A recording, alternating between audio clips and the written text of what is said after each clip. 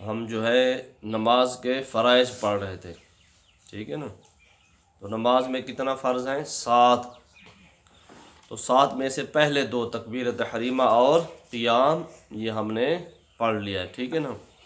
تو تیسرا ہے قراءت، ٹھیک ہے نا۔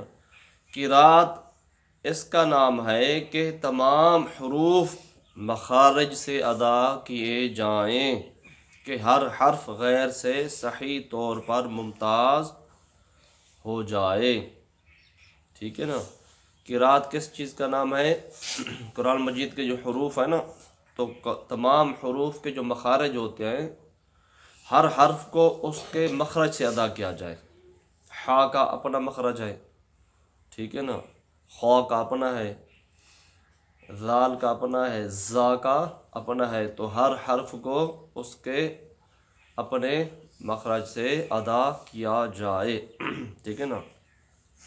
تو خلط ملط نہ ہوں، حروف ایک دوسرے سے صحیح طور پر ممتاز ہو جائیں۔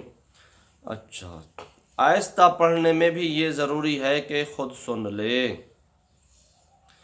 اور کیا ہے کہ قراءت جب ہم کرتے ہیں نا نماز میں، تو قراءت اس کو کہیں گے کہ جب آپ آہستہ پڑھ رہے ہوں تو اس کے لیے بھی ضروری ہے کہ کم سے کم آپ خود سن سکیں، خود سن سکیں، خود آپ کے کانوں تک آواز پہنچ رہی ہو۔ ایسا نہ ہو کہ اتنا آہستہ پڑھ رہے ہوں کہ آپ کے اپنے کانوں تک بھی آواز نہ پہنچ رہی ہو۔ اگر آپ کے اپنے کانوں تک بھی آواز نہیں پہنچ رہی تو اس کا مطلب ہے یہ قراءت نہیں ہے۔ تو قراءت اس کو کہتے ہیں کہ کم سے کم جب آپ پڑھ رہے ہو تو آپ کے کانوں تک آواز جا رہی ہو، ٹھیک ہے نا۔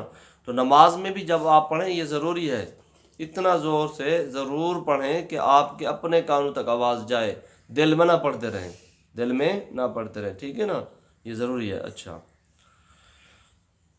اگر حروف تو صحیح ادا کیے مگر اتنے آہستہ کہ خود نہ سنا اور کوئی رکاوٹ مثلا شور و غل یا ثقل سماعت یعنی اونچا سننے کا مرض بھی نہیں، تو نماز ہو جائے گی، نماز نہیں ہوگی، نماز نہیں ہوگی۔ ابھی آپ کو یہ سمجھاتا ہوں۔ اگر کسی نے حروف قرآن مجید کے تو صحیح پڑھے، جس طرح ان کو پڑھنا چاہیے اسی طرح پڑھا، لیکن اتنا آہستہ پڑھا، نماز میں اتنا آہستہ پڑھا کہ وہ خود بھی نہ سن سکا، جو پڑھنے والا ہے اس کے کانوں تک بھی آواز نہیں جا رہی تھی، اور کوئی شور وغیرہ بھی نہیں تھا، شور وغیرہ بھی نہیں تھا، اور ایسا بھی نہیں ہے کہ جو پڑھ رہا تھا اس کے کان کمزور ہیں اور وہ کم سنتا ہے، ایسا بھی نہیں ہے۔ اگر وہ کم سنتا ہے تو پڑھ رہا ہے، آواز نہیں پہنچ رہی اس کے کانوں تک، تو پھر تو مجبوری ہے نا، وہ تو سنتا ہی کم ہے۔ ابھی وہ اپنے آپ کو سنانے لگ جائے تو پھر تو پوری مسجد میں آواز جائے گی، کیونکہ وہ خود تو کم سنتا ہے۔ جب زور سے کہے گا اس کے کانوں تک جب آواز پہنچے گی تو اتنی دیر میں پوری مسجد میں بھی آواز پہنچ جائے گی، اس کے لیے نہیں ہے یہ۔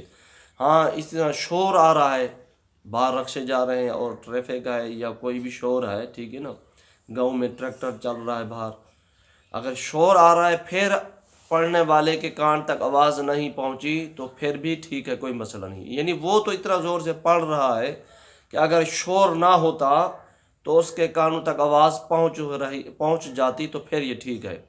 لیکن اگر شور بھی نہیں ہے اور اس کو کوئی ایسا مرض بھی نہیں ہے کہ وہ اونچا سنتا ہے، تو پھر کیا ہے، پھر بھی آواز اس کے کانوں تک نہیں جا رہی تو پھر کیا ہوگا، نماز نہیں ہوگی۔ تو پتہ کیا چلا، اگر کوئی مسئلہ نہیں ہے، کوئی شور وغیرہ نہیں ہے اور نہ سننے کی، کم سننے کی بیماری بھی نہیں ہے، تو اس کے باوجود اگر آپ نماز میں پڑھ رہے ہیں اور آپ کے کانوں تک آواز نہیں پہنچ رہی، آپ خود بھی نہیں سن رہے اس آواز کو، تو پھر نماز آپ کی نہیں ہوگی۔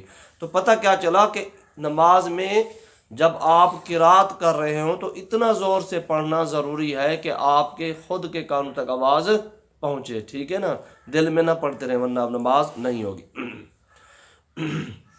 اچھا، دوسرا، خود سننا تو ضروری ہے مگر یہ بھی احتیاط رہے کہ سری نمازوں میں قرات کی آواز دوسروں تک نہ پہنچے، اسی طرح تسبیحات وغیرہ میں بھی اس بات کا خیال رکھیں۔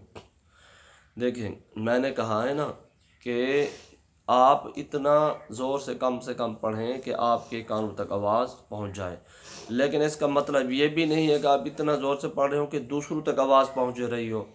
اور خصوصاً سری نمازوں میں، سری نمازیں وہ جن میں آہستہ پڑھا جاتا ہے، جیسے ظہر، عصر، فجر میں اور مغرب عشاء میں تو زور سے پڑھتا ہے نا امام، سنا ہے آپ نے؟ اور ظہر میں کبھی زور سے پڑھتے ہوئے سنا ہے امام کو؟ آہستہ پڑھتا ہے۔ تو ان کو جن میں آہستہ پڑھا جاتا ہے ان کو سری کہتے ہیں، کیا؟ سری نمازیں، ٹھیک ہے نا؟ تو سری نمازوں میں قرات کی آواز دوسروں تک نہ پہنچے، ٹھیک ہے نا؟ اسی طرح تسبیحات جب آپ پڑھتے ہیں تو ان کی آواز بھی نہ پہنچے۔